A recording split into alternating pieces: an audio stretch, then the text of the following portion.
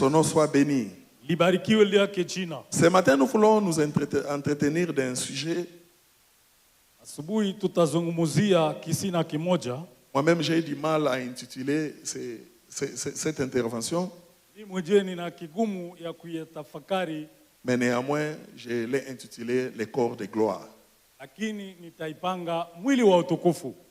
Pourquoi? Parce que nous sommes toujours dans la mouvance de la fête de Pâques. Sababu tungai naendelea ile kugaramika kwa Roho Mtakatifu wa Pasaka. Qui était là le dimanche passé? Jumapili iliyobaki nani alikuwa pale? Que Dieu soit loué.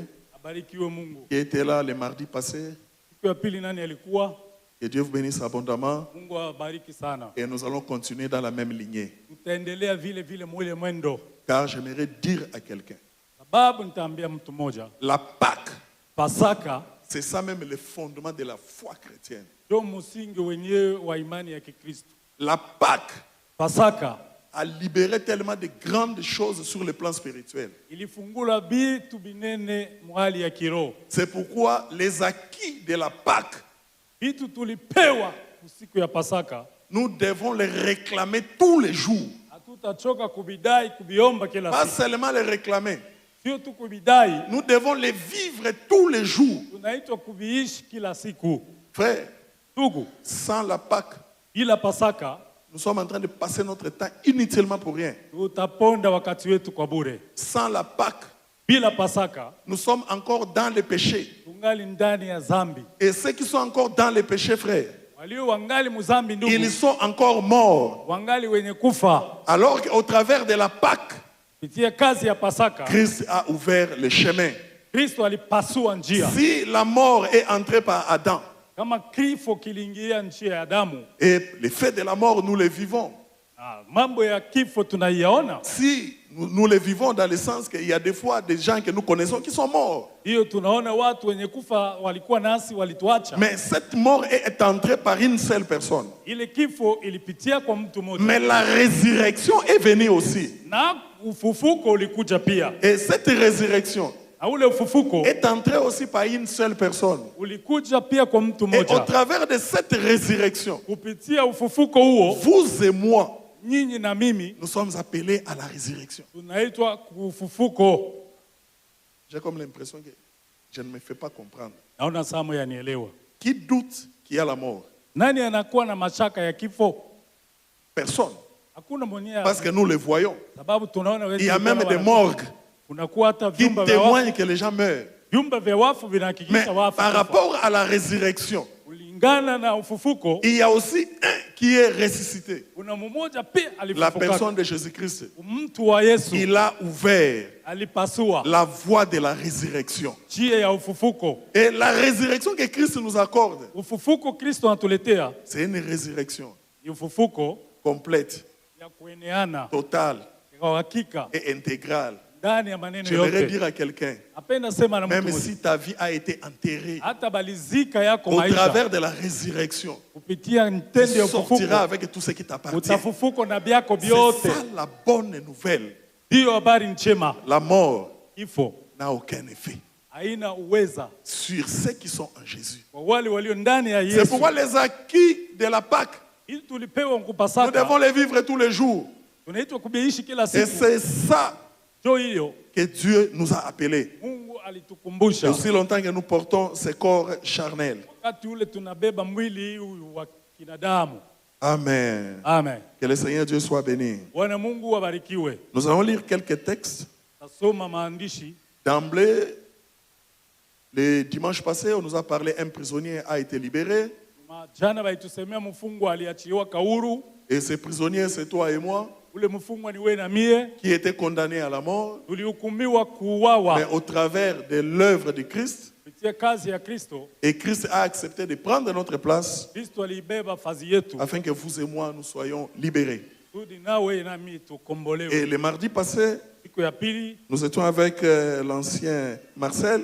tulikuwa na mzee Marcel. Il nous a parlé sur Kusemea kuhusu détruisez ce temple ivunja hiyo hekalu et je le rebâtirai dans 3 jours. na ijenga kisha siku tatu. Car qu'est-ce qui sera rebâti?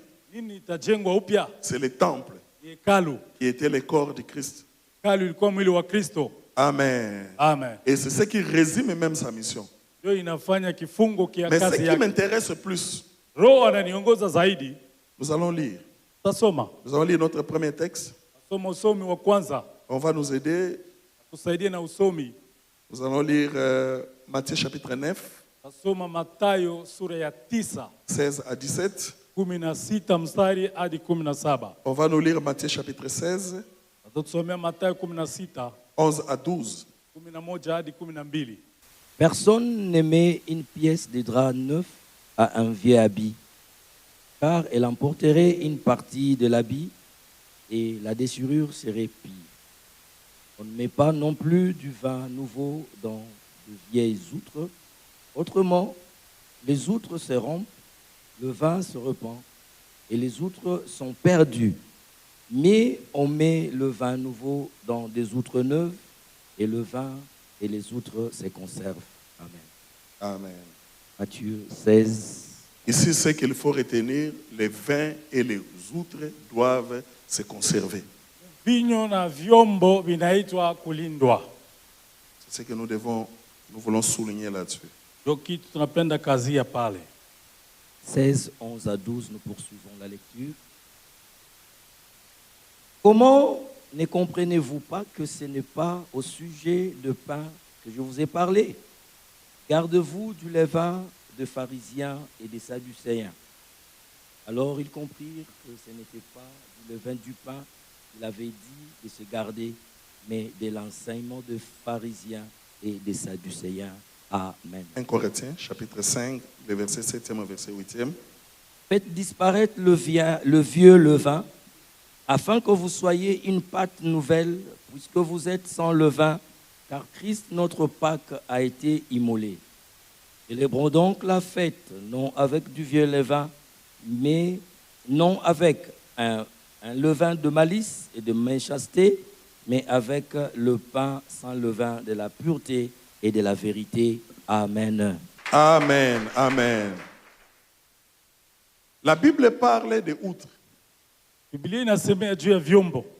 Les outres qui sont considérés comme des vases. Inaonekana kama vyombo ama birika.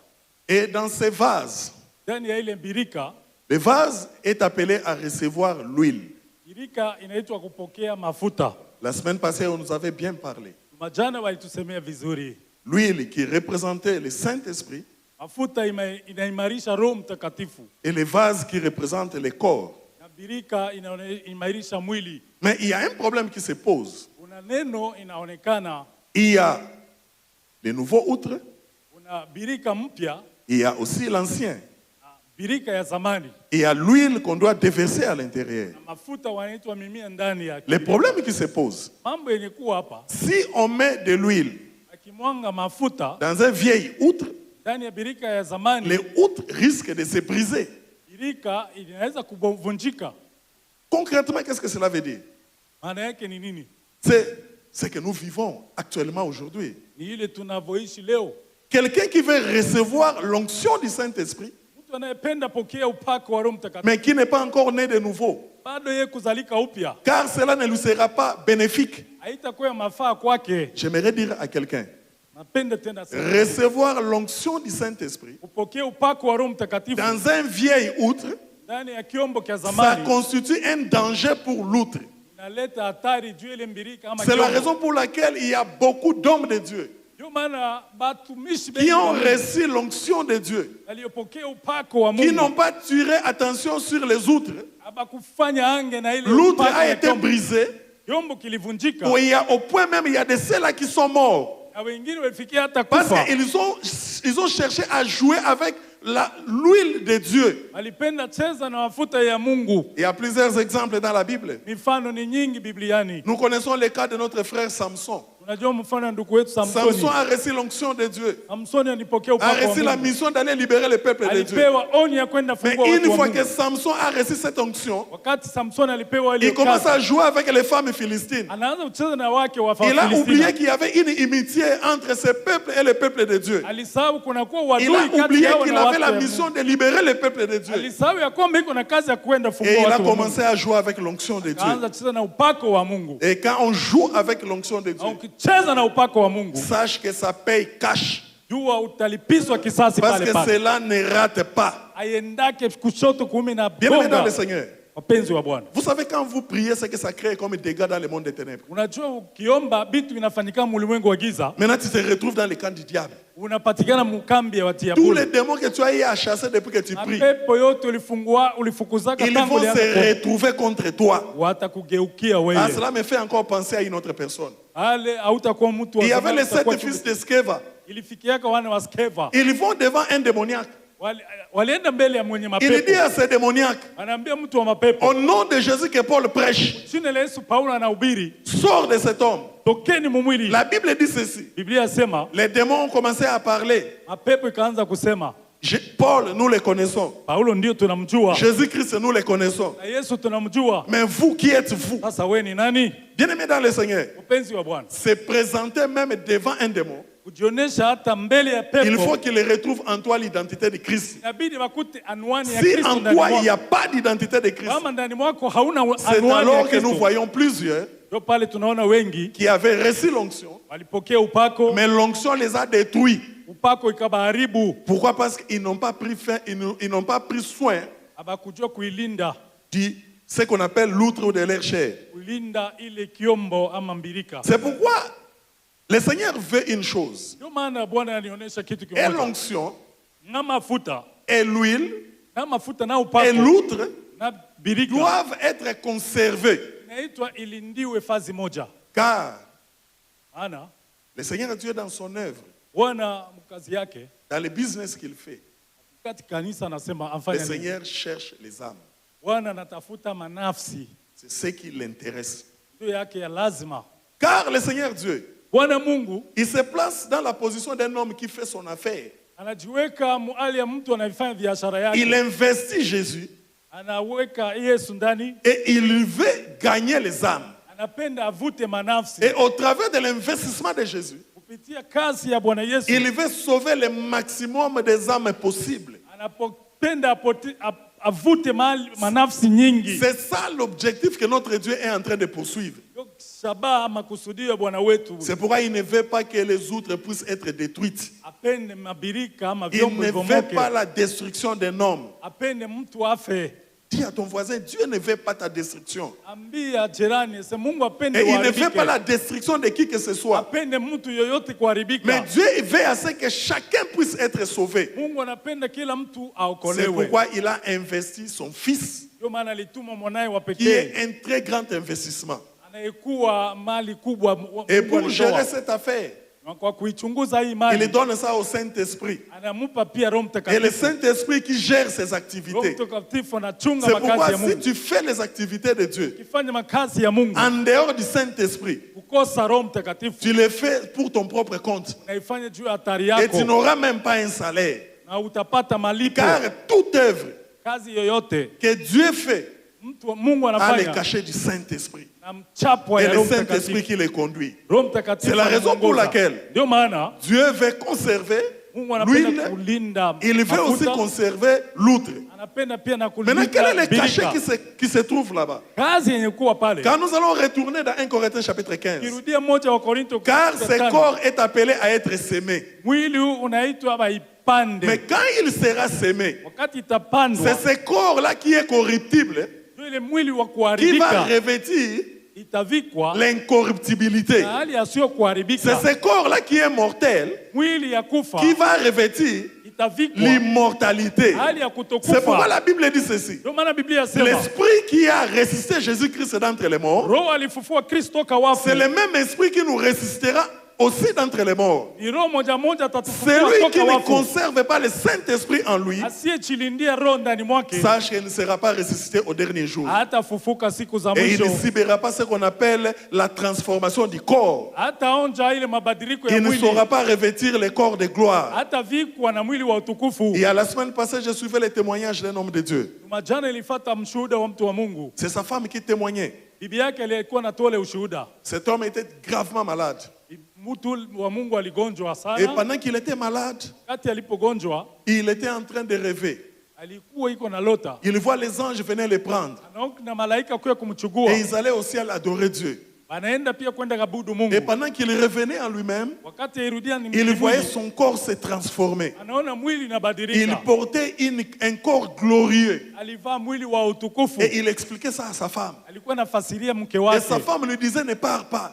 Mke wake akamwambia Bah, usiende. nous avons des enfants qui sont encore tout petits. Watoto bangali wachanga. Mais il lui a dit à sa femme, Akaambia bibi car yake, cela ne dépend pas de moi. aielekea na Ce que mimi. je suis en train de vivre, Kitu niko naishi je l'ai toujours désiré. na itamani Mais yako. si c'est ça le temps, Kama njoo ile je ne wakati peux pas m'opposer. Et cet homme sitapingana. passait du temps à parler en langue, Usiniache où les anges l'amenaient au ciel. tu malaika Il mpeleke vivait mbinguni. cette transformation. Alianza kuishi hilo Et mabadiliko. jusqu'à ce qu'à la fin de toutes choses, Na maneno mwisho wa maneno Dieu a yote permis qu'il puisse aller au ciel Mungu akaruhusu en train ende de l'adorer. Ende Bien aimé dans le akamwabudu. Seigneur, Wapenzi wa Bwana. le ciel c'est une réalité. Mbingu ni ya Tu kweli. ne peux pas célébrer la Pâque et Hautakaramia rater Pasaka l'enlèvement. na ukose Car la unyanyulifu. Bible dit ceci, Biblia yasema Christ il viendra dans les airs Kristo au atakuja son de la hewani. trompette. Sauti ya Ceux qui baragumu. sont morts, Waliokufa, ils vont revêtir un nouveau corps. watavikwa Et mwili ceux qui mpya. sont vivants, Walio ils wazima, vont revêtir une nouvelle chair. watavikwa na Et mwili cette mpya. chair que nous allons Ule revêtir, mwili tutavaa. la mort ne sera pas retenue. Kifo haitaigusa. C'est la raison pour laquelle la Bible dit Maana ceci. Biblia yasema, Heureux ceux qui meurent dans le Seigneur. heri wao Car ils wanaokufa ne katika meurent Bwana. pas. Maana Même s'ils meurent dans la chair, hata kifa kwa mwili, leur esprit, roho yao il vivra à côté du Seigneur. inaishi pembeni ya Bien Bwana. aimé, s'il y a une plus grande, grosse affaire qu'un Eh. homme peut commettre sur la terre, Wapendwa, kama kosa kubwa mu hii dunia ce n'est pas qu'on puisse te voler l'argent. haina bakuibe Ce pesa, n'est pas qu'on a volé tes biens. haina bakuibe mali. C'est le jour de l'enlèvement Siku ya et que unyanyulifu tu puisses rester. uchelewe, Dis à ton voisin, ambia jirani, si tu restes le jour de l'enlèvement, ukabakia siku ya tu unyanyulifu, as fait une mauvaise affaire. ulifanya makosa kubwa. Dis-lui bien, dis-lui bien, dis-lui bien, Mwambie dis-lui vile, bien, mwambie vizuri, dis-lui bien. mwambie vema. Si tu restes, Ukachelewa tu as ukabakia, fait une mauvaise affaire. uliponda wakati C'est-à-dire yako, tout le temps que tu viens passer à na l'église, siku yote unaingiaka tu es en kukanisa, train de perdre ton temps. unapoteza wakati. C'est pourquoi la Bible dit ceci. Ndio maana Biblia Si yasema Christ n'était pas ressuscité, kama Kristo notre akufufuka, évangile est vain. injili yetu Si ndio ya Christ bure. n'est pas ressuscité, Kama Kristo nous akufufuka, sommes encore dans les péchés. tungali muzambi. Si Christ n'est pas ressuscité, Kama Kristo akufufuka, c'est-à-dire le péché l'a retenu. dhambi C'est-à-dire itamshika. même nous n'avons pas cette justification. Hatutakuwa na kia kusema Rentrons dans le monde, turudie kwa dunia, allons chez Mukubwa Denis tuende kwa mkubwa Deni, et buvons et mangeons. tukule tukunywe, Car demain nous allons mourir. maana kesho Mais tutakufa. celui qui a l'ambition d'aller au ciel, Aliye na ile shabaha ya kwenda mbinguni, il part aussi chez Mukubwa Denis. Tu es vraiment le plus malheureux. unaenda kwa Deni na unasikia injili huko Parce waole, que tu ne réalises pas c'est à quoi qui t'attend. unapoteza wakati wako. Ma prière a toujours été, Maombi yangu même si je peux tout perdre, hata nipoteze mais le vyote, ciel, mbingu ah, je n'accepterai pas de le perdre. sitaitika Car niipoteze. ça fait partie, Nayo iko ndani le premier acquis juu ya vitu tuliopewa au travers de la Pâque, kupitia kazi ya Pasaka, la vie éternelle. maisha ya milele. Bien-aimés dans le Seigneur, Wapenzi wa Bwana, écoutez ce qui se passe. sikie nini napita. L'outre ou les vases, Vyombo ama birika ou la chair, ama mwili, c'est ça le vrai problème. ndio shida kubwa pale. Amen. Amen.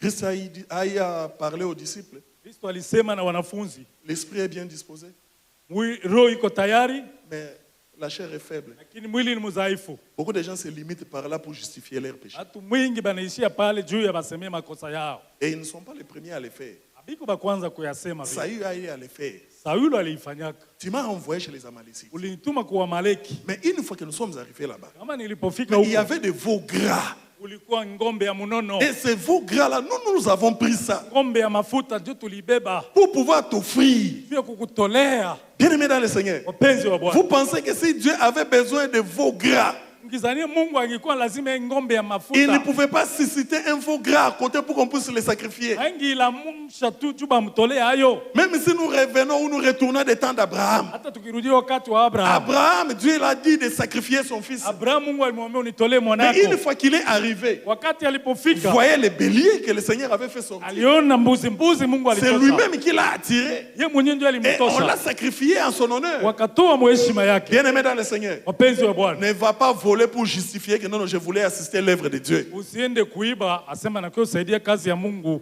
Je connais, il y a là où je travaille là-bas, Najua kule kwenda tumika, il y a un homme, c'est aussi un serviteur de Dieu. Kuna mtu mmoja mtumishi wa Mungu. Parce que je n'ai pas reçu le mandat de classifier qui est serviteur de Dieu et qui ne l'est pas. Sikupewa ile ruhusa ya kuambia njoo mtumishi usi mtumishi. Mais ce que je sais, c'est un homme de Dieu. Kitu najua ni mtumishi na yeye wa Mungu. Travaille dans une même société. Nilikuwa natumika kampuni moja. Un jour comme ça, on l'attrape au niveau de la grande barrière avec les prises. Siku moja banamkuta mu barrière na byombo ya umeme. Les TECO. Eko. Maintenant, les jeunes gens avec qui nous travaillons, Vijana tunaotumika nabo. ils disent que non, voyez-vous les pasteurs. Unaona nyie ba pasteur eh? Il a pris ça, il a dit qu'il voulait aller mettre ça dans son église. Alibeba sema aende nayo kwa kanisa. Bien aimé dans le Seigneur, j'ai dit à ces païens-là, je l'ai grondé, Dieu ne manque pas l'argent. Nikamwambia ule bwana sasa Mungu akosewe pesa. Si réellement il avait besoin de TECO, il pouvait me dire, je pouvais les racheter ces TECO-là. Kwa lazima ya pesa angeniambia nikimbauzia. Parce qu'on ne peut pas accepter que le nom de Dieu soit insulté Hapana kuitika jina ya Mungu pour itukaniwe. une histoire de $20, de $30. Juu ya mambo ya $20 na $30. Frère, vous connaissez le prix de la foi. Unajua bei ya imani. Vous connaissez le prix de sang de l'agneau. Unajua bei ya damu ya mwana kondoo. Même ceux-là qui sont en train de jouer avec les péchés. Tabali bangana cheza na Parce zambi. qu'ils ne savent pas quel est le prix que Christ a payé Abajue bei kani Kristo alilipa. pour pouvoir être sauvé, Juu ya pour kukukomboa recevoir le pardon du péché. na kupokea C'est msamaha. pourquoi le psalmiste l'avait vu de loin. Mtunga Zaburi alisema mbali. Heureux, Eri celui dont yule ambayo l'Éternel a pardonné les péchés. milele alimsamea aliondoa dhambi Celui yake. dont Yule ambaye l'Éternel n'impute point les fautes. Mungu amhesabie bilema na Et cet makosa yake. homme-là est heureux. Ndio maana alisema ni mwenye heri. Bien aimé dans le Seigneur, écoutez ce qui se passe. Penzi nini inapita? La chair Mwili se retrouve dans une situation où, najikuta jambo comme on nous avait expliqué autrefois, isi balifasiria il s'agit bien des levains. inakuwa mambo ya chachu. Le papa nous a parlé des deux levains. Baba alitusemea machachu mbili. Il nous a parlé des levains de la méchanceté. Alisema chachu ya uovu, Il nous a parlé des levains de malice. alitusemea chachu ya ujanja. Mais nous voulons aussi ajouter d'autres levains. Napenda kuinua chachu ingine Il y a tena. les levains des séducéens et des pharisiens. Kuna chachu ya masandukayo na mafarisayo. Il y a aussi les levains de Hérode. Kuna pia chachu ya Herodi. Et quand il nous a parlé des levains de malice, Wakati alitusemea chachu ya les gens qui pensent être trop intelligents, watu wanajizania wenye akili où il y sana. a de nouvelles technologies pour maintenir les gens dans les péchés. Unajua kufanya teknolojia mpya ulinde Et watu il nous avait mzambi. très bien expliqué Unajua kuifasiria en vizuri. disant que notre chair Kusema wetu mwili est maintenue au travers des vieils hommes. inakuwa kupitia mwili wa zamani. Écoutez bien aimé dans le Seigneur. Wapenzi, Cela se passe comment?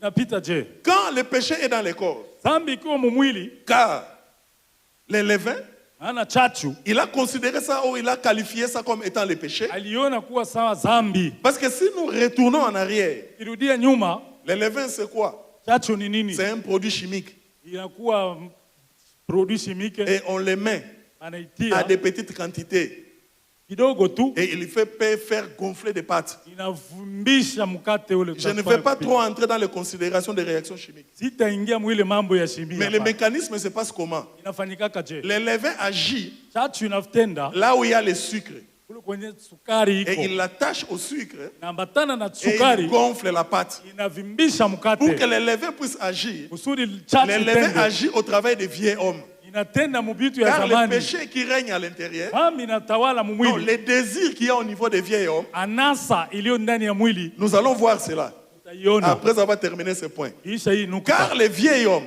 Mtu wa zamani a sa nourriture, ina chakula yake. le vieil homme Mtu wa a zamani ses œuvres, ana matendo le yake. vieil homme Mtu wa a zamani ses préférences, ina matakio le yake. vieil homme Mtu wa a ce zamani qu'il aime. ana bila Et anapendaka. si nous voulons retenir notre vase Ili propre, tunapenda kulinda kiombo yetu de mpya. façon que le Seigneur Dieu déverse son esprit, Kusudi Bwana mwange roho wake. nous devons priver Unaitwa kuiima notre vieil homme ou notre chair mkatalia mwili qui ne puisse pas interférer avec les vieils hommes. asishiriki na mtu wa Car zamani. Christ, Kristo au travers de la Pâque, kupitia les Pasaka, vieils hommes est considéré comme étant mort. mtu wa zamani anakuwa salisha kufa. Mais malheureusement, ce qui se passe, Waone nini nous inapita. avons beaucoup de chrétiens Tuna Wakristo wengi. que moi je considère comme des chrétiens zombies. Mimi naona saba Kristo zombi. Dis-lui chrétien zombie. Mwambie yuko Mkristo zombi. Donc, c'est-à-dire avec un vieil homme qui vit. Na mwili wa zamani unaishi. Voyez un homme qui est déjà mort. Unaona mtu aisha kufa. C'est un chrétien avec zombie, avec un vieil homme qui est en train de se Na promener. zombi kwa anatembea naye. Amen. Amen. Un vieil homme qui est vivant. mtu mwenye kuwa mzima Et ces gens-là, on les connaît comment? tunabajuaka je? C'est comme aujourd'hui. Kwa mfano leo Je me souviens, il y a quelque part, nakumbuke mwafazi ils étaient dans un deuil, alikuwa mkilio, mais il y avait un vent qui a soufflé. ulikuwa upepo livuma, Et celui qui était mort à l'intérieur, les draps ont bougé. mwenye alikufa dra ikatikisika. Et les gens ont pensé qu'il est ressuscité. Watu walizania sana anafufuka. Ils ont pris fuite, ils ont laissé les Akaanza cadavres. kukimbia na Et ils se banaacha sont mwili. rendus compte que non, les cadavres étaient là, ils n'étaient pas Waliona sema ressuscités. alikuwa pale akutikisika. Si ces gens-là ont fui, Kama watu walikimbia, parce qu'ils pensaient que celui qui était mort est revenu à la vie. alizania mufu alifufuka. Et combien à plus forte raison, Mara ngapi sasa quelqu'un qui est encore enfant de Dieu, mtu angali mtoto wa qui a Mungu vécu la Pâque, alionja où le Pasaka. vieil homme est censé être mort, Mtu wa zamani anaitwa kufa, mais cet homme continue à persister. mtu angali anaendelea kuishi. Vous savez comment est-ce qu'on reconnaît quelqu'un à qui le vieil homme est déjà décédé? Unajua mtu ule ambaye iko mzima lakini ishaka kuvunjika na kufa ndani mwake. Et le diable nous connaît très bien. Shetani anatujua vizuri, Il va amener seulement quelque chose que tu aimes. anaweza kukuletea kitu unapendaka. Amen. Amen. Parce qu'il y a de ces gens-là, Huko wale watu il peut se dire qu'il est chrétien. anaweza kujidai Mkristo, Mais une fois que la bière passe, pombe ikipita, tu vas voir le cœur commence à battre très ona dur. roho inagonga inapika juu Ça ya bat pombe, très dur. inapiga. Et il commence à chercher les versets dans la Bible Anaanza kutafuta mashairi ya qui kukuletea justifient muziki, il faut les boire. ya kusema kukunywa haina mubaya. Je connais quelqu'un, Najua mtu il avait un nom chrétien. alikuwa na jina ya Bukristo, Quand il est devenu polygame, sali yao babibi kiolela, il part dans les réseaux sociaux. anaenda ku réseaux Il sociaux, a pris le nom d'un musulman anabeba jina ya Muislamani pour que mmoja, sa conscience soit tranquille. juu zamiri yake itulie. Pour qu'on puisse dire que non, d'ailleurs les musulmans sont des polygames, non? Sema kwanza wangwana woni Même banawaka tous ceux qui babibi, le connaissaient, hata wenyewe walimjua, ils ne peuvent pas lui parler. abaweze kuzungumza tena Parce naye. qu'il a déjà choisi une fois où on accepte cela. Anaisha kuchagua na naamini vile. Mais en réalité, Kwa ukweli il se trompe lui-même. anajidanganya C'est mwenyewe. pourquoi la Bible dit ceci. Kama Biblia yasema On ne se moque pas de Dieu. Mungu aziakiwe, Celui qui sème de la chair, anayeche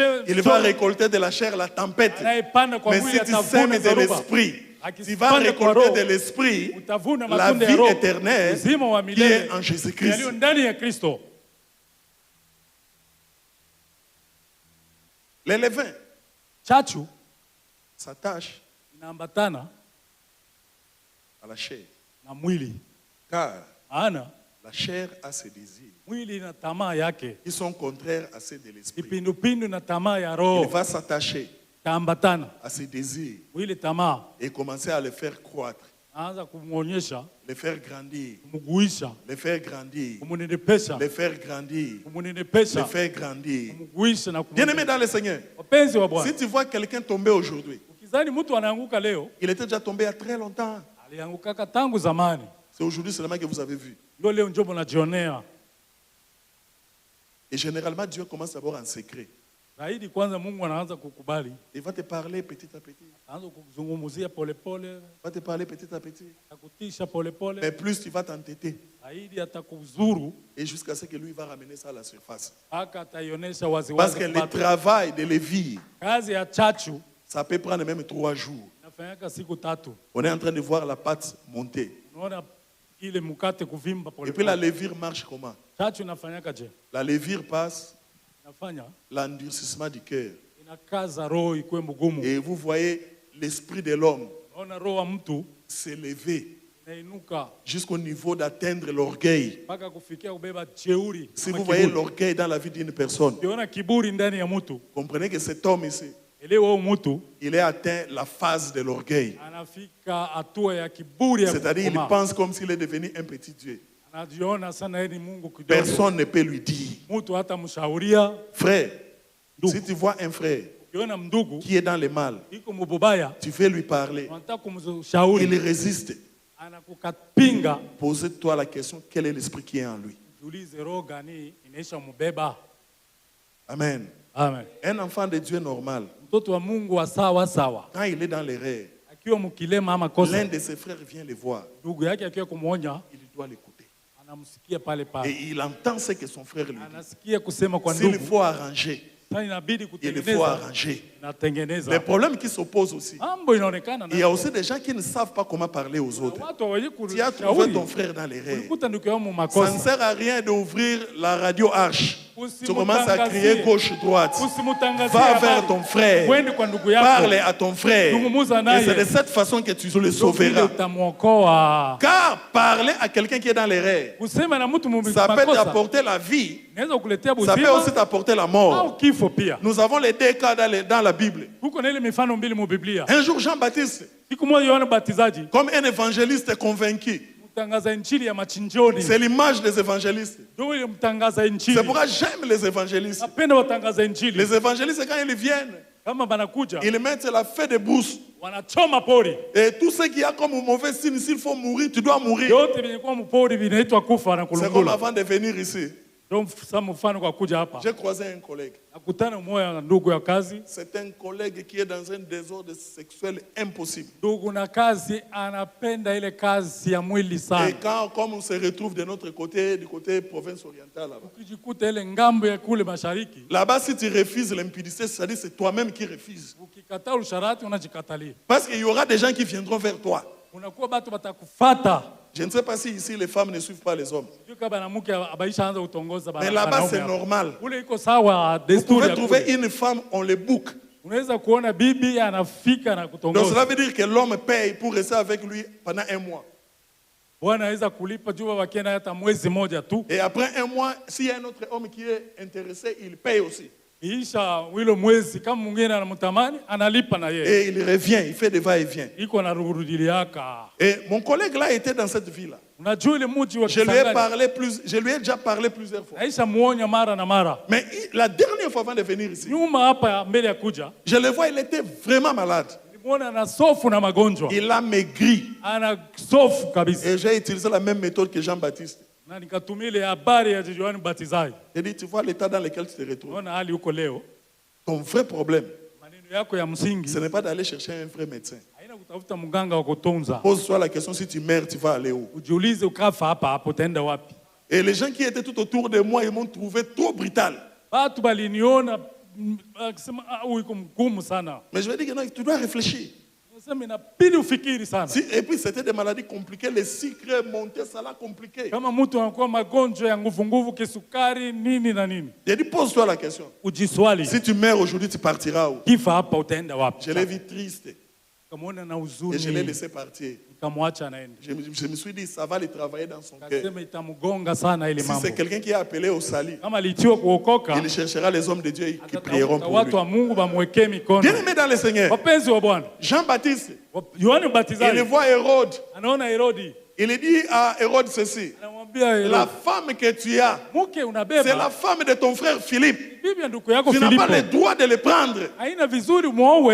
Et la conséquence, c'était quoi? Kinyume ilikuwa nini? Hérode l'a mis en prison. Herodi akamfunga. Et puis, en la matière, Wile mambo s'il y a des choses que les femmes n'aiment pas, huko bitu banamuke bapendake toucher à son mariage. uguse lazima ya ndoa yake. Tu peux toucher à sa foi, il n'y a pas un problème. Gusa imani hakuna mambo. Mais toucher à son mari. Gusa bwana yake. Et c'est là où tu vas voir comment les femmes se fâchent. Utaona hasira yake. Et la femme d'Hérode, il voit son mariage en danger à cause de Jean-Baptiste. Bibi wa Herodi anaona ni juu ya Yohana Et Mbatizaji. mettez-moi cet homme en prison. Muniweke naye mkifungo. Et jusqu'à ce qu'il était décédé. Na hii balienda kukata Et kichwa. la même erreur, Na ile kosa David a pris la femme d'autrui. Daudi alibeba bibi wa wenyewe. Mais le prophète Nathan s'approche vers lui. Natani anamwendea Au lieu nabii. de lui dire, Basi ya toi kumwambia tu es un adultère. wewe ni Tu as mzinifu. pris la femme de ton soldat. Beba bibi wa askari wako. Mais le Saint-Esprit lui donne la sagesse. Roho analeta hekima. Il y avait un homme Ulikuwa mtu mmoja qui a reçu un visiteur. alikuwa naye Et aliwatembelea. cet homme était riche. Ule mtu alikuwa Il tajiri. prend l'unique brebis de cet homme pauvre Anabeba ile kambuzi et kadogo il le kaule na prépare maskini. pour son invité. Anaitayarisha juu ya Et mwaliko wa David se lève Daudi anasimama avec sa colère sainte. na hasira kubwa. Cet homme doit mourir. Huyu mtu anaitwa kufa. Et c'est alors Nathan qui dit, Natani anasema cet homme c'est toi. ule mtu Et mkali c'est de sio wewe. cette sagesse-là, Na ile hekima quand tu vas voir quelqu'un qui est dans l'erreur, utaona mtu mkosa qu'il faut présenter au devant de lui. muoneshe mbele yake. Bien-aimé dans le Seigneur, Wapenzi, Christ n'est pas venu pour perdre. Kristo akawa Il est kupoteza. venu pour gagner. Alikuwa kuvuta. Si tu parviens à gagner ton frère, Ukamvuta ndugu yako. sache que même au ciel, Jua hata le kumbingu. Seigneur sera dans la joie. Bwana Parce atafurahi. que c'est lui qui devait être perdu. Yule pasha Au kupotea. travers de ton exhortation, Kupitia onyo yako. c'est alors que tu pourras la ramener Na dans la hapo vie. unamrudisha Bien-aimé mubuzima. dans le Seigneur, Wapenzi wa Bwana. la communion fraternelle, ushirika wa kindugu veut aussi dire inapenda nous sema veiller les uns les autres. tukeshe wamoja Tu kwa connais un wengine. frère qui ne vient plus à l'église. Unajua ndugu yako Tu kwa connais un kanisa, frère qui s'est refroidi. unajua dada yako Tu anaisha connais un poa, frère qui est déjà tombé. unajua ndugu aisha Va kaanguka, vers lui. wende kwake, Fortifie-lui. umupe moyo, Dis-lui que le Seigneur a besoin de mwambie toi. Bwana Dis-lui que le anakuhitaji. Seigneur a versé son sang aussi Bwana pour toi. alimwanga damu Et yake c'est juu de yako, cette façon-là, na ile namna nous allons nous conserver. tutalindana. La pensée de Dieu, Wazo ya ce Mungu n'est pas toi seul seulement qui puisse être mpaka wewe sauvé. peke tu Mais le okoke. Seigneur Dieu veut Mungu que anapenda nous tous nous soyons sauvés. sote Et tuokolewe. c'est ça le vrai amour Ndio mapendo ya kweli qui kweli doit caractériser inaitwa kututawala le peuple de Dieu. taifa ya Mungu. Amen. Amen. On nous a parlé des levains, des malices, Tusemea chachu ya ila ama bukalamusi. et au travers de tout ce qu'il y a comme technologie, de tout ce que le diable a mis comme mécanisme, Kupitia teknolojia na mambo kadhalika Bwana pour shetani pouvoir anaweka. maintenir les gens dans le péché. Pia kulinda batu muzambi. On nous a parlé de levain, de la méchanceté. Tusemea chachu ya uovu, Et ukali. nous venons encore d'ajouter Tunaongeza tena les levains des pharisiens, chachu ya Wafarisayo, ainsi que des séducéens. ya Masadukayo. Qui étaient des pharisiens, des séducéens? Wasadukayo na Mafarisayo ni wanani? C'est vrai, ils étaient les descendants de Moïse. Walikuwa ndio wajukuu wa Musa.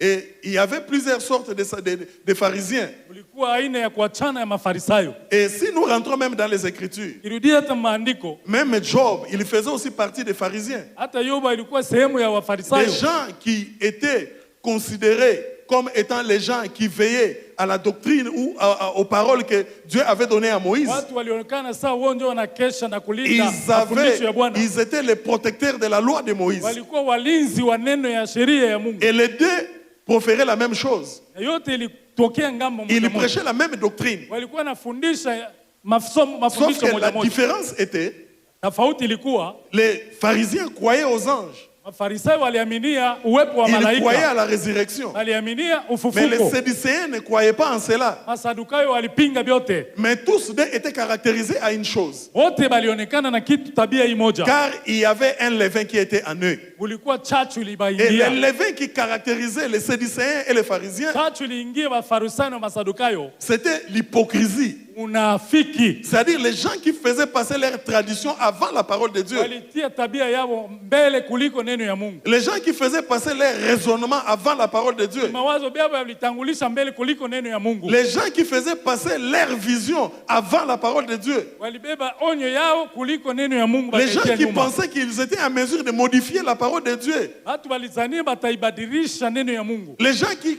s'occupaient plus de l'extérieur que de l'intérieur. Watu walijitoa vya nje kuliko vya ndani. Car Christ voulait et l'intérieur et l'extérieur. Kristo alipenda na ndani na nje bikuwe Et en sawa. d'autres termes, c'était des hypocrites. Masomo ingine kusema ni wanafiki. Ils faisaient montrer autre chose. Walionesha tabia Et ingine. en réalité, ils étaient autre chose. Na ukweli walikuwa ni batu ingine Et le kuliko Seigneur walifundisha. Dieu ne fait pas des hypocrites. Bwana apendake wanafiki. Si tu hapana. es chaud, reste chaud. Kama uko vuguvugu. Si tu es froid, reste froid. Kama uko baridi moto Moi, kivuguvugu. j'aime des gens quand ils pêchent, ils le font en plein jour. Na ishakaona mtu anatenda anaifanya waziwazi. Car quelqu'un verra, il intercédera même pour lui. Mtu anaweza hata kumwombea juu ile kosa. Mais celui qui le fait en cachette, il se détruit lui-même. mwenye kujitendea dhambi muuficho Car anajaribu c'était mwenyewe. comme des pharisiens. Iko ndio mfano wa Farisayo. C'est comme un homme de Dieu. Kama vile mtu wa Mungu Il nous faisait rire. alikuwa anatuchekesha. Il dit, il y a quelqu'un qui était en train de fumer. Iliona mtu yuko anavuta, Et il voit son responsable. anamwona mwenyezi, Il prend la cigarette, il le met en poche. anabeba tumbako, Et quand tu mets en poche, unatia mumufuko. ça risque même de le brûler lui-même et de trouver même la poche. Itakulunguza na kutobola Et saruali. il risque même d'être blessé inutilement pour rien. Anaweza kujilunguzia bure. Si c'est ta vie, Kama ni maisha yako, menez ça normalement en plein jour. uitie waziwazi, mimi navutaka, mimi nafanyaka hivi, mimi Et nafanyaka c'est de hivi. cette façon que tu peux être sauvé. Ndio vile unaweza kuokoka. Quelqu'un peut t'aider. Mtu anaweza kusaidia. Mais aujourd'hui, Lakini leo les sous-marins, wale bakufichama ils fichama sont nombreux dans l'église. banajaa tele mkanisa. Amen. Amen. Même si je pose la question ici, Sana uliza hapa. est-ce qu'il y a un sous-marin ici? Huko mwenye kufichama fichama hapa, Il soulève la main. nyosha kwa kidole. Il ne va pas s'élever. Hata nyosha. Et puis même quand je vous regarde tous, Tena waangalia wote, ah, c'est une très bonne chose. habari nzuri. Ça donne les reflets du ciel. Hii inaonyesha hali ya mbingu. Nous tous, nous sommes des saints. Huko batakatifu wote. Mais quand Dieu voit, Mungu akiona bien aimé dans le Seigneur, upenzi wa Bwana. il y a une fois, Kuna mara moja dans l'église où j'ai pris, kanisa hili nilikuwa naomba, le Seigneur m'a donné une vision. Ou Bwana- c'était dans un songe. Bwana alinipa ndoto moja na onyo. Je vois, on préparait une fête. Naona biko wanatayarisha karamu. Et on avait une table devant. Aliweka mbele meza. On attendait la personne qu'on appelait le procureur. Alikuwa anachunga mtu wa kwenda kuona procureur. Et on recevait les gens qui entraient dans la salle. Walikuwa tele makutano. Et notre église, nous sommes presque dans les 400. Kanisa tuko pata ya 400. Mais dans ces rendez-vous-là, Ile shirika ile le makutano. nombre de chaises était si c'est à 12 ou à 13. Viti ilikuwa 12 ama 13. J'ai commencé à regretter. Nikaanza kufadhaika. Et quand je me suis réveillé, Nikalamuka, je me suis rendu compte, nikaona il y a encore du boulot à faire. kazi ngali monene ya Il y a kufanya. beaucoup qui viennent. Huko wengi wanakuja, Tu les fais bien de venir. unafaa vizuri kuja. Mais il y a une deuxième chose qui te manque, Tukingine kia pili, c'est de changer. badilika. Et que tu entres Kama unaingia, dans l'église universelle, ukanisa dont ukaingia, Christ est Seigneur. fanya nguvu. Afin que le jour de la tempête, Kusudi siku ya baragumu, que toi aussi tu sois na enlevé. wewe upatigane. Il y avait le levain des pharisiens, Kulikuwa chachu ya Wafarisayo, qui était le levain de l'hypocrisie. ilikuwa ya unafiki. Et en dehors des levains des pharisiens, Kutosha ile chachu ya Wafarisayo na il y avait le Masadukayo, levain de Hérode. kulikuwa chachu ya Herodi. Le levain de Hérode qui était un levain qui a fait trop mal à l'église de Dieu. Chachu ya Herodi ilifanya buchungu mkanisa ya Parce Bwana. que si nous rentrons dans les Écritures, Kama tunachunguza maandiko, Hérode, Herodi il se lève pour faire la guerre à un bébé. anainuka atafute kuua mtoto mchanga. Imaginez-vous un papa, Angalia kwa wewe bien baba, qu'on n'a pas donné l'âge d'Hérode, japo habakutoa miaka ya mais Herodi, il se lève. anainuka tu, Il a eu peur d'un bébé. anainuka anaogopa kuzaliwa kwa mtoto. Alors que s'il faut multiplier le nombre des années, Ukajumlisha bwingi ya miaka, et tu verras que Jésus 30 ans, utaona Yesu miaka 13, et tu prends Hérode, je ne sais pas s'il avait 40 ans ou 50 ans, utaona Herodi sijui ilikuwa na miaka ngapi, et certainement, hakika et l'âge qu'il devait atteindre, miaka alipasha kupata, l'âge de Jésus-Christ ne pouvait même pas le faire trembler. miaka ya ule mtoto haikupasha kumwogopesha. Mais comprenez qu'il y avait un esprit derrière Hérode. Ona kulikuwa kiroho nyuma ya Et Herodi. il pensait empêcher la réalisation des plans de Dieu. Aliwazia atazuiza matimiliko ya Parce que matayarisho ce ya que Mungu. Hérode a fait, Ile Herodi c'est alifanya, la même chose que Pharaon avait fait. ndio kile Farao Après alifanya. la naissance de Moïse, Kisha kuzalika kwa il a Musa, voulu exterminer tous les bébés. alipenda azalike watoto Parce qu'il wanaume. savait bien qu'il y avait un messager, un libérateur qui devait venir. Jua kuko mjumbe mkombozi atazalika. Mais le Seigneur Dieu, Bwana Mungu quand il monte son plan, kati il anafanya prend matayarisho, toutes les dispositions anafanya vyote pour que cela bien gardé, kusudi abilindi bien protégé, et cela soit bien appliqué. timilike vizuri. Je rentre encore à Hérode. Narudie kwa Herodi. Le même Hérode, Herodi ule c'est celui-là qui a fait arrêter Jean-Baptiste. ndio ile mfungaka Yohana Il Batizaji a fait décapiter. akamchinjisha Je bakachinja. rentre encore à Hérode. Narudie kwa Herodi tena. Hérode, Herodi, les pharisiens ont dit à Jésus, Mafarisayo wakamwambia Hérode Yesu, cherche à te tuer.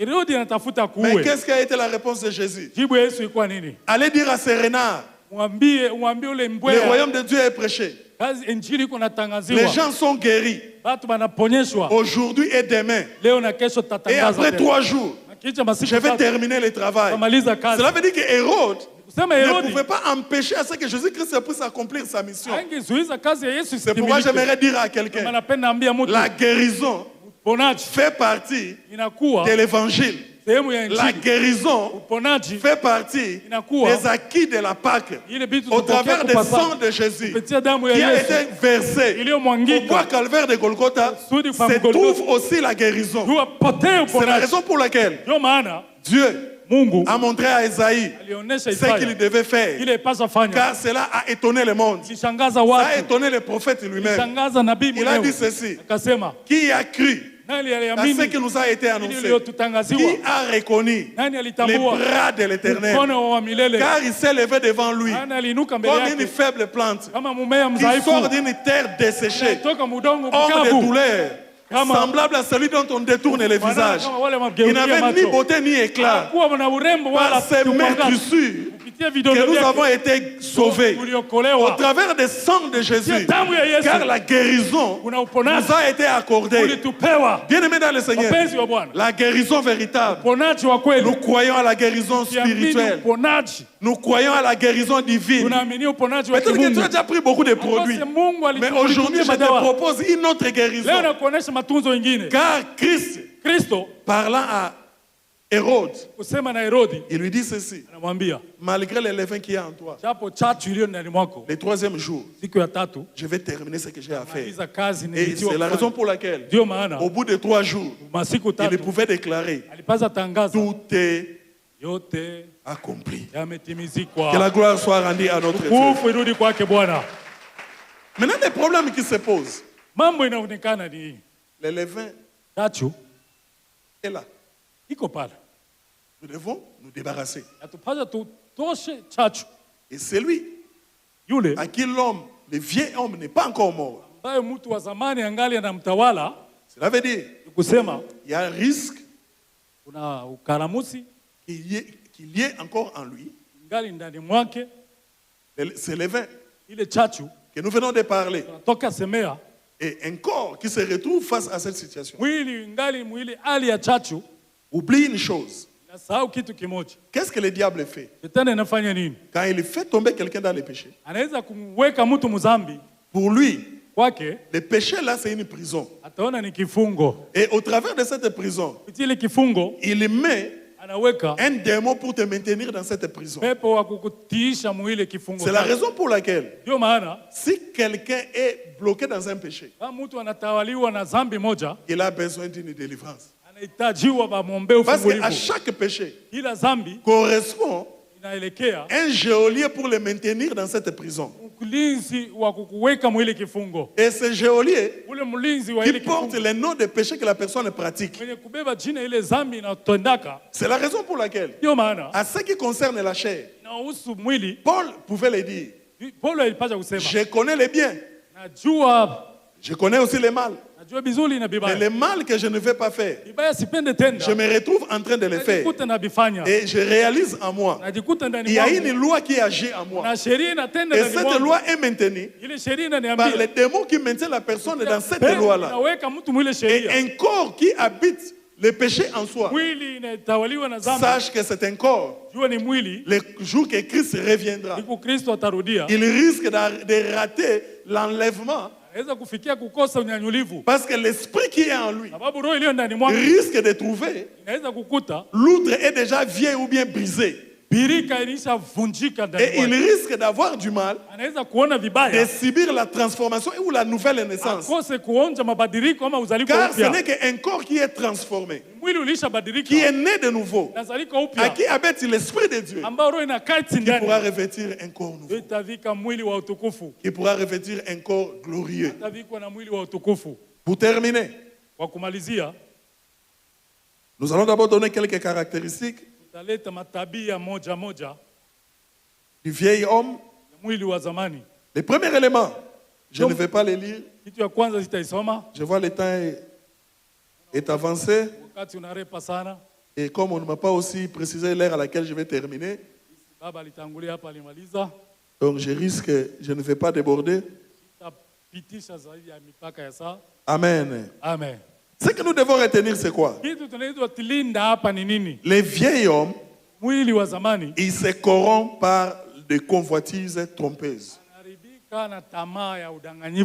Par les convoitises, c'est alors que les vieils hommes se corrompent. Ils se corrompent.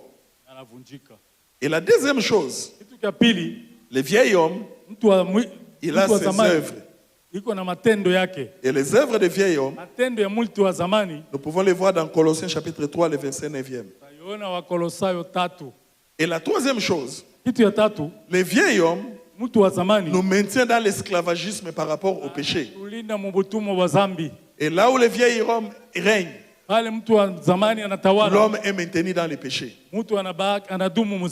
Et la quatrième chose, les vieils hommes a un amour particulier pour le monde. Nous pouvons le voir dans 1 Jean chapitre 2, le verset 15e. Nous pouvons aussi les voir dans Jacques chapitre 4, le verset 4e. Les vieils hommes aiment le monde et ceux qui se trouvent dans le monde.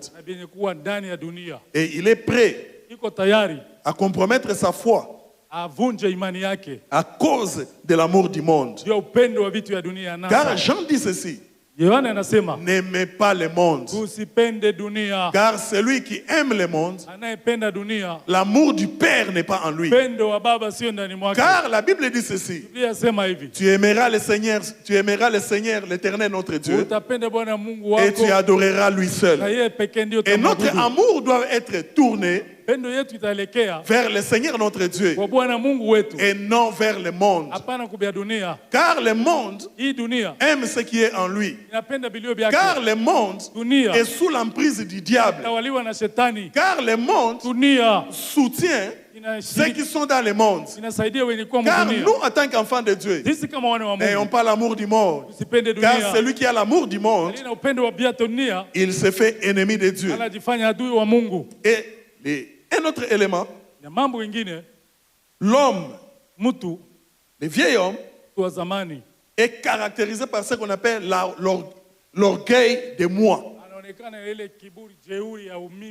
Cela veut dire que moi, c'est comme quelques-uns. Amen. L'amour de moi. Moi. On ne peut pas toucher à son moi. Et si tu touches à son moi, tu auras même des problèmes. Amen. Cela veut dire que lui, il brandit d'abord sa personnalité. Et c'est sa personnalité. C'est là où il se bat. Et ces gens, on peut les voir. Il suffirait de les piétiner. Il va te dire: tu ne sais pas que moi, quand j'étais dans le monde, j'étais judoka. Et je peux te donner un coup ici, tu vas voir. Et ces gens qui souffrent de moi, vous les voyez, ils souffrent surtout même dans les mariages. Dans son moi, il est là comme un homme. S'il se revêtit de son moi, il peut même gifler sa femme, il oublie que c'est un chrétien. Amen. Il y a des mamans qu'on les tabasse dans leur maison. Ils peuvent soulever la main. Il y a des papas qui tabassent leur femme ici. Amen. Si vous êtes là, venez, papa va prier pour vous. Amen. Les diables, il faut les mettre à nu. Peut-être ils souffrent de ça. Si tu es là, soulève ta main. La femme est devenue ton victime à la maison, tu es John Cena.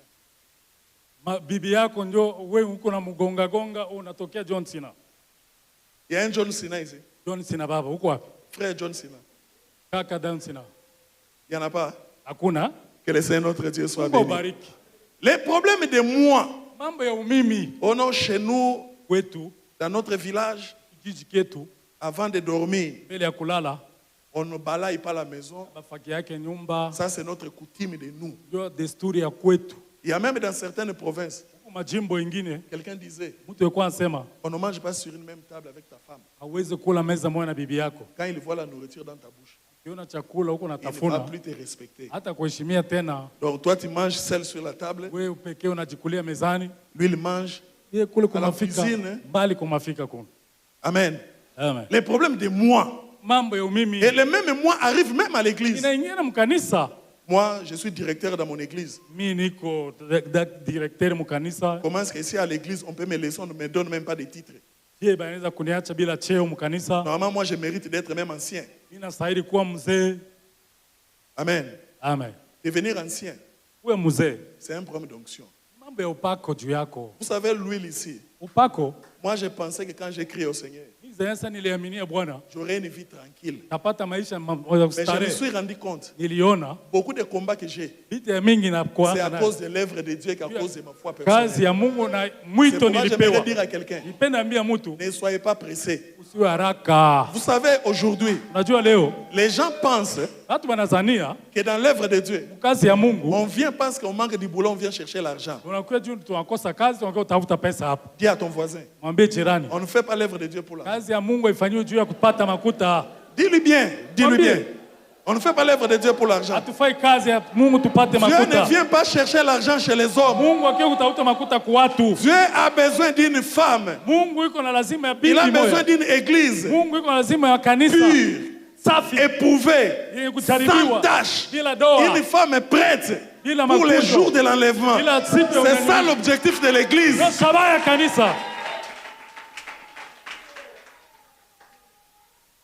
Si c'est pour l'argent, prenons seulement les pioches, allons tous dans les mining.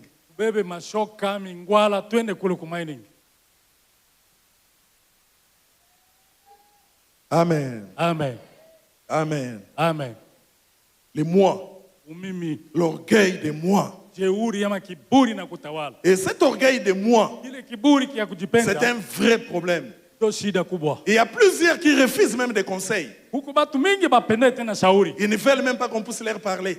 Ils ne veulent même pas qu'on puisse leur conseiller. Ils refusent. C'est-à-dire s'il a sa position, il ne veut même pas écouter la pensée de Dieu par rapport à ce qu'on lui dit dans ce domaine. Un enfant de Dieu véritable. C'est ce que Jésus avait dit. Mes brebis m'écoute. Christ reconnaît ses brebis parce qu'il écoute sa voix. Et celui qui écoute la voix de Christ, il agit directement, il change. Ça n'a jamais été tard pour se repentir, pour changer. Ça n'a jamais été tard pour prendre la bonne direction. Amen. Amen. Évitons d'être des rabbis dans le mal. Évitez d'être des rabbis. On te connaissait comme un impudique et tu continues à évoluer toujours dans la même voie. L'église, on te connaît que tu es sœur. Mais alors que tu as beaucoup de fronts dehors. Et par conséquent, tu commences à pleurer, le mariage ne vient pas.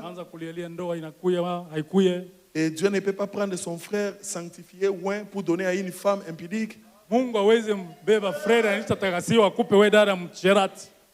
allons prendre 1 Corinthiens chapitre 15e. C'est par là que nous allons atterrir. Amen. Amen.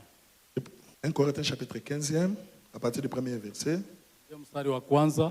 Je vous rappelle, frères, l'évangile que je vous ai annoncé, que vous avez reçu, dans lequel vous avez persévéré, pour lesquels vous êtes sauvés, si vous les retenez tel que je vous l'ai annoncé, autrement vous aurez cru en vain. Amen. Amen. Je saute. Je vais au verset 9e. Je suis le moindre des apôtres. Je ne suis pas digne d'être appelé apôtre parce que j'ai persécuté l'église de Dieu. Par la grâce de Dieu, je suis ce que je suis. Et sa grâce envers moi n'a pas été vaine. Loin de là. J'ai travaillé plus que tous. Non pas moi. Toutefois, mais la grâce de Dieu qui est en moi. Amen. Amen. Si l'on prêche que Christ est ressuscité des morts, comment quelques-uns parmi vous disent qu'il n'y a point de résurrection des morts? S'il n'y a point de résurrection des morts, Christ non plus n'est ressuscité. Et si Christ n'est pas ressuscité, notre prédication est vaine. Et votre foi est aussi vaine. Il se trouve que nous sommes de faux témoins à l'égard de Dieu. Le dernier ennemi qui sera détruit, c'est la mort. Dieu, en effet, a tout mis sous ses pieds. Lorsqu'il a dit que il lui a été soumis, il est évident que celui qui lui a soumis toutes choses est accepté. Amen. Amen. Je vais au verset 38e. Oui, Dieu lui donne un corps comme il lui plaît. À chaque sémence, il donne un corps qui lui est propre.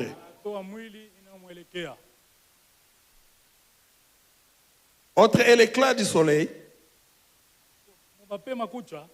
et l'autre l'éclat de la lune et l'autre l'éclat des étoiles. Même une étoile diffère de l'éclat d'une autre étoile. Ainsi est-il de la résurrection des morts. Le corps est semé corruptible. Il est ressuscite incorruptible. Il est semé méprisable. Il est ressuscite glorieux. Il est semé infirme. Il est ressuscite plein de force. Il est semé corps animal. Il est ressuscite corps spirituel. Il y a un corps animal. Il y a aussi un corps spirituel. C'est pourquoi il est écrit, le premier homme, Adam, devint une âme vivante. Le dernier Adam est devenu un esprit vivifiant. Pour terminer, car il faut que, je suis maintenant au verset 53e, il faut que ce corps corruptible revête l'incorruptibilité et que ce corps mortel revête l'immortalité. Lorsque ce corps corruptible revêtu de l'incorruptibilité, à ce que ce corps mortel aura revêtu l'immortalité, c'est alors s'accomplira la parole qui est écrite. La mort a été engloutée par la victoire. Ô mort, où est ta victoire? Ô mort, où est ton aiguillon? L'aiguillon de la mort, c'est le péché. Mais la grâce et la puissance du péché, c'est la loi. Mais la grâce soit rendue à Dieu qui nous a donné la victoire par notre Seigneur Jésus-Christ. Ô mort, où est ta victoire? Ô mort, où est ton aiguillon? Lorsque notre corps mortel va revêtir l'immortalité, quand nous serons transformés en un autre homme, et cette transformation se fera avec notre corps spirituel, qui est l'image des vases qui est conservé, avec le Saint-Esprit en nous, et nous serons transformés à une nouvelle chair. Nous aurons une nouvelle chair. Nous aurons un nouveau corps. Et ce corps-là, le pesanteur ou la pesanteur ne saura pas la retenir. Et quand Christ reviendra, il se tiendra dans les airs. Les morts dans le Seigneur, ils seront transformés et ils reviendront à la vie. Et ceux qui seront vivants, ils vont revêtir ce corps de gloire, les corps incorruptibles, les corps de victoire. Et nous poserons la question à la mort. Ô mort, où est ton pouvoir? Ô mort, où est ta victoire? Car gloire soit rendue à notre Dieu qui a vaincu la mort le troisième jour, qui a vaincu la mort, car il a vaincu le péché. Car cela, c'était un grand moment Vous savez, Christ a été enterré. Et à la croix, il n'y a pas un grand combat spirituel qui s'est passé comme à la croix.